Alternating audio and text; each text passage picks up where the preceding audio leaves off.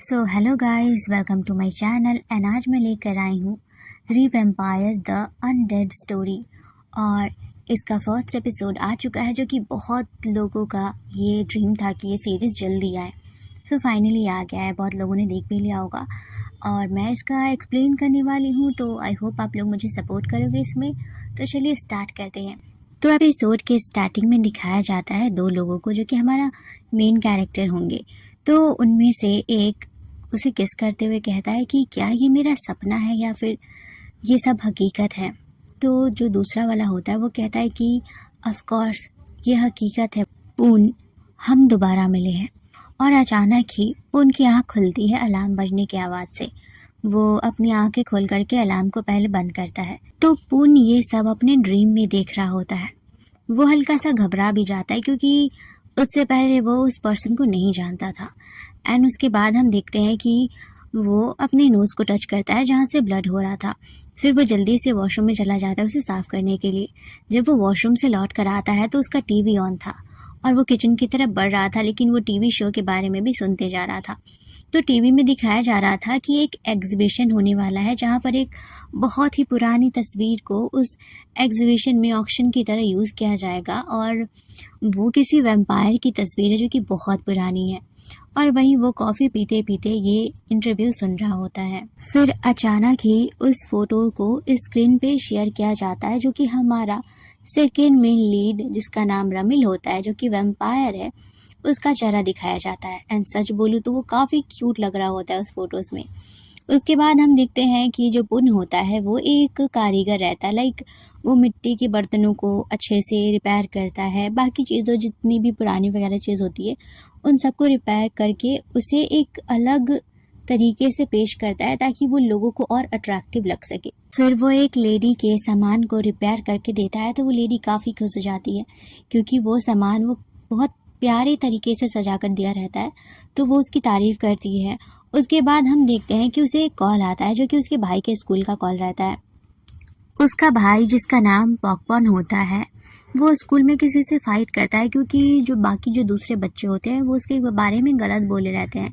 तो इसलिए प्रिंसिपल पुन को उसके स्कूल में बुलाते हैं और वहाँ पर उसकी कंप्लेन होती है। उसके बाद वहाँ पर भी प्रिंसिपल कहता है कि देखो जिस बच्चे को इसने मारा उसके चिन पे काफ़ी चोट आई है, और ये सब बोल करके एक गार्जियन कंप्लेन कर दिया जाता है। उसके बाद हम देखते हैं कि पॉकपॉर्न और पुन दोनों ही घर वापस आते हैं। दोनों टैक्सी में बैठे रहते हैं और पुन उसे कहता है कि तुमने फ़ाइट क्यों की। तो वो कहता है कि मैं क्यों नहीं फ़ाइट करूँ, उसने मुझसे कहा कि मेरा कोई बाप नहीं, मैं अनाथ हूँ।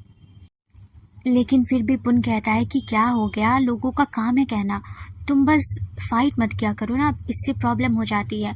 ऊपर से देखो तुम्हारी जो नई फैमिली है वो तुम्हें अब्रॉड भेजना चाहती है पढ़ाने के लिए, और तुम ऐसे करोगे। ये सुनने के बाद तो पोंग पोंग का जो दिमाग होता है वो ख़राब हो जाता है। वो कहता है कि क्यों, आखिर आपने मुझसे प्रॉमिस किया था कि जब तक हम लोग बड़े नहीं हो जाते तब तक हम साथ रहेंगे, हम भाई है ना, आप मुझे क्यों लोगों को भेज रहे हो, मुझे नहीं जाना आपको छोड़ करके। और इस चक्कर में उन दोनों भाई की वो प्यारी सी नोक-झोंक हो जाती है, जहाँ पर पोंग पोंग कहता है कि मुझे नहीं जाना कहीं पर भी आपको छोड़ करके। और फिर वो कहता है कि तुम सच में फ़ाइट वाइट करने लगे हो और ये अभी तुम्हारे फ्यूचर के लिए सही नहीं है। और वो उसे बाकी सब चीज़ों के बारे में समझाने लगता है कि तुम अभी स्टूडेंट हो, तो तुम्हें सच में इन सब से दूर रह करके बस अच्छे से पढ़ाई करनी चाहिए, और जो तुम्हारी नई फैमिली है वो भी तुमसे यही चाहती है। लेकिन पोंग यहाँ पर गुस्सा होने लगता है क्योंकि उसे सच में गुस्सा आ रहा था कि जिस भाई के साथ वो हमेशा से रहता आया है वो कैसे ऐसे बोल सकता है कि तुम किसी और के साथ रहो। और इस बात से उसे बहुत शिकायत रहती है। अब वो कहता है कि मुझे ऐसा लगता है कि मैं बस फालतू में इस दुनिया में हूँ, मुझे कोई भी नहीं चाहता, एंड मैं आपके साथ रहना चाहता हूँ। और ये मत सोचना कि मैं आप पे बर्डन बनूंगा, मैं सच में कमा करके पार्ट टाइम जॉब करूँगा ताकि आपको कोई प्रॉब्लम नहीं होगा। और फिर वो भी अपने तरीके से कोशिश करता है अपने भाई को मनाने की। उसके बाद फिर वो गुस्से से वहाँ से जाने लगता है। तभी पुन भी उसके पीछे जा रहा होता है रुकने के लिए, और फिर एक जगह पर रुक जाता है क्योंकि वहाँ पर एक आदमी होता है जो कि पुन को देख करके कहता है कि तुम दोनों अभी भी भाई हो और तुम लोग अभी भी फाइट करते हो। उसके बाद हम देखते हैं कि पुन वो अपने घर आ चुका होता है और वो पैसे अपने छोटे भाई के लिए रख देता है, और उसमें एक लेटर लिखा रहता है कि तुम पार्ट टाइम जॉब्स मत करो, इसी पैसे से तुम काम चलाओ, लेकिन प्लीज़ ये सब मत करना और अपनी पढ़ाई पे फोकस करो। और फिर वो लेटर लेकर के उसका छोटा भाई वहाँ से चला जाता है। फिर हम देखते हैं कि पुन एक आदमी के साथ खड़ा था जो कि वही वहाँ पर मिला था, और फिर वो उसे उसी वैम्पायर का फ़ोटो दिखाते हुए कहता है कि इसे रिपेयर कर दो, क्योंकि कल रात जहाँ पे ये फ़ोटो रखी हुई थी वहाँ पर कुछ चोरों ने आकर के उस फ़ोटोज़ को कट करके उसे ख़राब करने की कोशिश की है। फिर हम देखते हैं कि मिठास जो कि उसी वैम्पायर के फ़ोटो के सामने खड़ा होता है, और पीछे से जो उस म्यूज़ियम की लड़की होती है वो कहती है कि I am sorry sir, but ये हम लोग ठीक करवा देंगे, पूरा नहीं लेकिन हम लोग पूरा कोशिश करेंगे कि ये फ़ोटो बिल्कुल ठीक हो जाए, बिल्कुल नए तरीके से, ऐसा लगे कि ये एकदम नया है। और मिठास कुछ भी नहीं बोल रहा होता है, और वो लड़की उसे कन्विंस करने की कोशिश कर रही होती है ताकि वो उसके म्यूज़ियम को बंद ना कर दे। और तभी मिठास उस फ़ोटोज़ को टच करता है एंड उसके हाथ में कट लग जाता है, और फिर वो एक डेविल स्माइल के साथ कहता है कि लगता है अब मास्टर के जागने का वक्त हो गया है। और उसके बाद हम फिर से देखते हैं कि जो पुन होता है वो जेट को मना करता है कि मैं इस फ़ोटो को रिपेयर नहीं कर सकता, लेकिन वो कहता है कि प्लीज़ बना दो इसे, वरना जो इस फ़ोटो का ओनर है मिथाड, वो हमारे म्यूज़ियम को बंद कर देगा और हमें फिर बहुत प्रॉब्लम हो सकती है, प्लीज़ इसे बना दो, क्योंकि इसका इंश्योरेंस भी है और उससे भी हमें पैसे मिल सकते हैं। उसके बाद हम देखते हैं कि उसके बाद वो कहता है कि प्लीज़ इसे बना दो, ये लास्ट टाइम है, दोबारा से मैं नहीं बोलूँगा। तो वो मान जाता है और वो उस फ़ोटो को वापस से अपने पास रख लेता है। फिर नेक्स्ट डे वो उसी म्यूज़ियम में जाता है उस फ़ोटो को बनाने के लिए। जेट उसे मिठात के पास लाता है और वहाँ पर वही लड़की होती है, और जेट मिठात को कन्विंस करने की कोशिश करता है कि सर एक बार बस आप मौका दीजिए तो ये उस फ़ोटो को बहुत अच्छे तरीके से एक न्यू डिज़ाइन में बना देंगे, ताकि फिर लोगों को प्रॉब्लम ना हो कि ये फ़ोटो ख़राब हो गई थी, किसी को पता भी नहीं चलेगा। और वो उसे बहुत ही अच्छे तरीके से कन्विंस करने लगता है ताकि वो उसके म्यूज़ियम को ना बंद कर दे।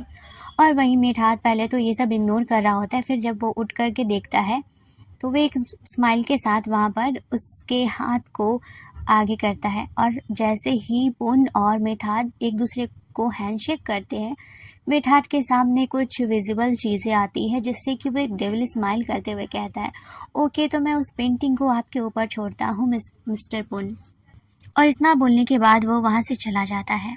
उसके बाद हम नेक्स्ट सीन में देखते हैं कि पुन उसी म्यूज़ियम में गया रहता है उस फ़ोटो को रिपेयर करने के लिए।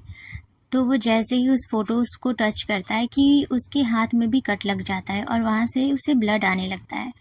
जब वो ब्लड को देख रहा ही होता है कि अचानक ही उसके आसपास का सिनेरियो ही चेंज हो जाता है और वो एक अलग सी जगह पे पहुँच जाता है। उसे अब हल्का हल्का सा डर लगने लगा था, तो वो हल्का सा पीछे पलट करके देखता है जहाँ पर सेम वही फ़ोटो वाला वैम्पायर जिसके हाथ चैन से बंधे हुए थे वो वहाँ पर था। अब बेचारा वो एक अलग सी जगह पर चला गया, ऊपर से उसको डर भी लग रहा था। वो हल्का हल्का उसके पास जाता है, वो देखता है कि वो सेम टू सेम वही पर्सन है जो कि उसके ड्रीम में भी आ चुका है। और वो अचानक ही ड्रीम की बातें याद करता है जिसमें कि वो शख्स उससे कहता है कि तुम्हें मेरा नाम याद है, मेरा नाम रमिल है। और ये याद आते ही वो उस पर्सन को, यानी कि जो बंधा हुआ था, उसके फेस को टच करता है और वो अचानक ही अपनी आंखें खोल देता है। बेचारा पुन तो डर चुका था क्योंकि वो एक वैम्पायर के सामने था, और वो डरा हुआ सा ही उससे पूछता है कि कौन हो। तभी वो वैम्पायर यानी कि रमिल उससे पूछता है कि तुम कौन हो, यहाँ पर आने किसने दिया तुमको। पर तभी पुन उससे सवाल करता है कि तुम कौन हो और ये कौन सी जगह है, मुझे नहीं पता कि मैं यहाँ पर कैसे आया। तभी वो कहता है कि मैं एक वैम्पायर हूँ, वैम्पायर रमिल। और इतना बोल करके वो उसी पे चीखने लगता है। तभी वो बेचारा पुन डर जाता है और वो डर के मारे अपनी आंखें बंद करता है, और रमिल के हाथों वाला जंजीर वो टूट कर गिरता है और वो भी उसके ऊपर ही गिर जाता है। और दोनों की जब आंख खुलती है तब वो देखते हैं कि रमिल और वो दोनों फिर से उसी म्यूज़ियम यानी आर्ट गैलरी में आ चुके होते हैं। अचानक ही पुन उठता है, वो डर जाता है और वो वहाँ से जाने लगता है कि तभी उसे रमिल यानी वैम्पायर की आवाज़ सुनाई देती है, जो कि वो करा रहा होता है क्योंकि वो उसे चोट लग गई होती है, उसे दर्द हो रहा होता है, ऊपर से इतने दिन से वो बंधा हुआ था वहाँ पर। तो वो बहुत बोल रहा होता है कि प्लीज़ मेरी हेल्प करो, हेल्प करो। और उसके बाद जब पुन उसके पास आता है तो वो उसे कहता है कि मुझे बहुत भूख भी लगी है।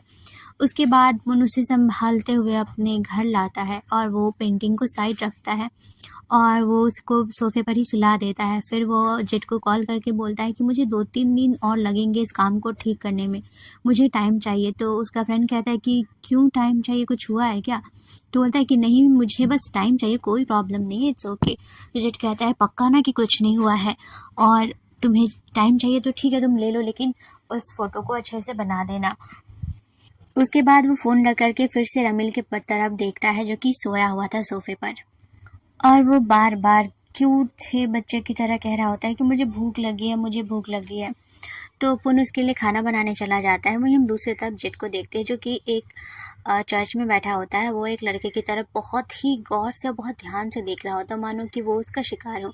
तभी वहाँ पर जो सिस्टर होती है वो आती है और वो कहती है कि जेट, यहाँ पर काफ़ी रात हो गई तो तुम्हें भी अब जाना चाहिए, सब जा रहे हैं। उसके बाद हम फिर से देखते हैं कि यहाँ पर पुन रामिल के लिए फाइनली कुछ बना करके जैसे ही टेबल पे रखता है, वहाँ पर रमिल पूरी तरह से अपनी आंखें खोल देता है और खाने पे एकदम भूखे शेर की तरह टूट पड़ता है। उसे बहुत भूख लगी होती है तो वो खाने लगता है।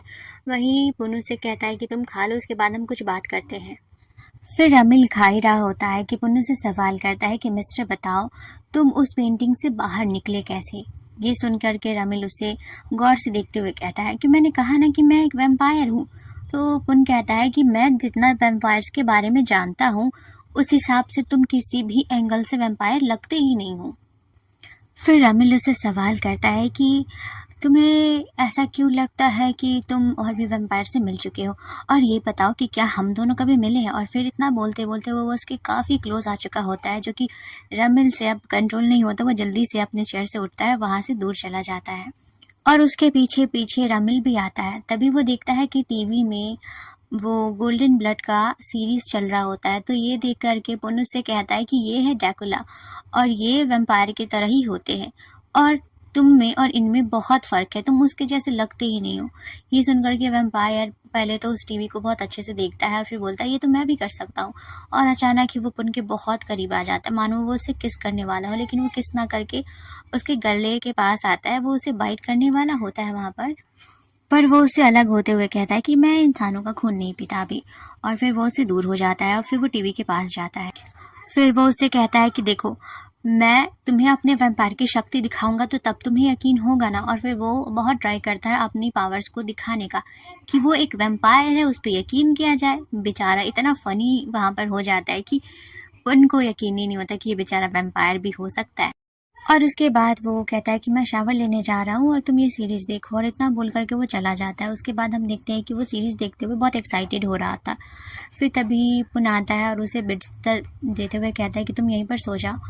और ये सुन करके रमिल उससे पूछता है कि तुम कहाँ सोओगे? तो वो कहता है कि मैं अपने बेडरूम में सोऊंगा। तो वो कहता है कि क्यों, तुम्हारे बेडरूम में बेड है तो तुम मुझे भी नहीं सुला सकते? पर पुन उसे साफ मना कर देता है कि नहीं, तुम वहाँ पर नहीं सो सकते। गाइस, मैं तो ऐसे ही बोल दे रही हूँ क्योंकि मुझे तो बस एक्सप्लेन करना है, लेकिन सीरीज सच में बहुत ज़्यादा फ़नी है। खास करके इनका ये जो क्यूट क्यूट सा सीन्स है ना, ओ माय गॉड। और उसके बाद फाइनली रमिल को मनाने के बाद वो सोने चला जाता है।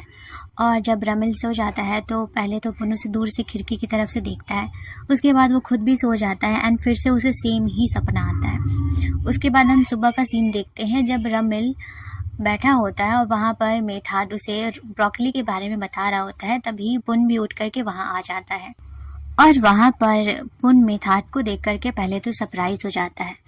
वहीं फिर वो देखता है कि वो लोग उसी के किचन में, ऐसा लग रहा था कि वो उन्हीं का घर है, वो वहाँ पर खाना बनाने की कोशिश कर रहे होते हैं। पर जैसे ही मेथाद देखता है कि पुन वहाँ पर है तो उसको बोलता है कि थैंक यू मिस्टर पुन, कि आपकी वजह से मेरा मास्टर उस चीज़ से रिलीज़ हो गया है। उसके बाद हम देखते हैं कि मेथाद और रमिल दोनों मिल करके पुन को अपने होटल लेकर आते हैं और मेथाद अपने उस होटल के बारे में पुन को बता रहा होता है कि यहाँ पर मैं ही ओनर हूँ और मैं ही इसे संभालता हूँ। और बेचारा पुन एक तो शॉक्ड, ऊपर से डरा हुआ, वो चुपचाप उन लोगों की बातें सुन रहा होता है। उसके बाद उन दोनों को एक कमरे में लाया जाता है। वहाँ पर मेथाद पहले तो पुन को सब कुछ वैम्पायर्स के बारे में बताने लगता है कि वो खुद भी वैम्पायर है और वो जो रमिल है वो उन लोगों का मास्टर है, और फिर वो कहानियाँ बताने लगता है वैम्पायर को लेकर के। और वहीं ये सब सुन करके पुन डरा होता है। उसके बाद मिथाल उन लोगों को सोफे पे बैठने के लिए कहता है और फिर वो पुन की तरफ देख करके कहता है कि आप क्या लेंगे, चाय कॉफ़ी या कुछ भी। तो पुन कहता है कि पानी ही चलेगा। वो बेचारा बहुत डर गया रहता है। उसके बाद मिथाल उसे पानी लेकर के देता है और तभी पुन उससे पूछता है कि क्या आप लोग सच में वैम्पायर हो, मुझे नहीं लगते। तभी वो दोनों उसे कन्विंस कर देते हैं कि वो लोग सच में वैम्पायर हैं। तो वो कहता है कि ठीक है, मैं मानता हूँ कि आप लोग वैम्पायर हैं भी, और कल रात मैंने आपके मास्टर को रिलीज़ भी करवा दिया वहाँ से, तो अब मेरा क्या काम, मुझे यहाँ पर क्यों लाया गया है। तभी वो कहता है कि हमारे में एक रिचुअल्स है और मेरे बॉस मतलब जो मास्टर हैं उनकी पावर चली गई है। तो वो कहता है रिचुअल्स, तो इसमें मैं क्या करूँ। तो मिथात कहता है कि यहाँ पर हमें ह्यूमन ब्लड चाहिए ताकि मेरे मास्टर का जो पावर है वो वापस से आ जाए। और ये सुनने के बाद तो भाई किसी को भी डर लगता, उनको भी डर लगता है। वो पूछता है कि मेरा ही ब्लड क्यों, और फिर वो भागने की कोशिश करता है, लेकिन फिर मिथाद उसे कन्विंस कर लेता है। बोलता है कि प्लीज़ अपना ब्लड दे दो ताकि मेरे बॉस की जो पावर है वो वापस आ सके, मेरे बॉस ठीक हो सके और हम लोग वो उस रिचुअल्स को करेंगे तो हो जाएगा। तो यहाँ पर भी पुन इतना भोला भाला है, वो मान जाता है अपना ब्लड देने के लिए और वो दे भी देता है। उसके बाद उसका ब्लड लेकर के रमिल के पास जाया जाता है जो कि बाथटब में बैठा होता है। फिर वहाँ पर उसका ब्लड बाथटब में डाल दिया जाता है उस रिचुअल्स के लिए, ताकि उसके जो पावर है वो वापस से जाग जाए और उसके अंदर का वो शैतान भी। और इस जो रिचुअल्स में वो लोग उस रूम को बंद करके रिचुअल्स कर रहे होते हैं और इस बीच वो उनको वहाँ पर जाना अलाउ नहीं था क्योंकि मिथाद पहले उसको मना करके गया रहता है।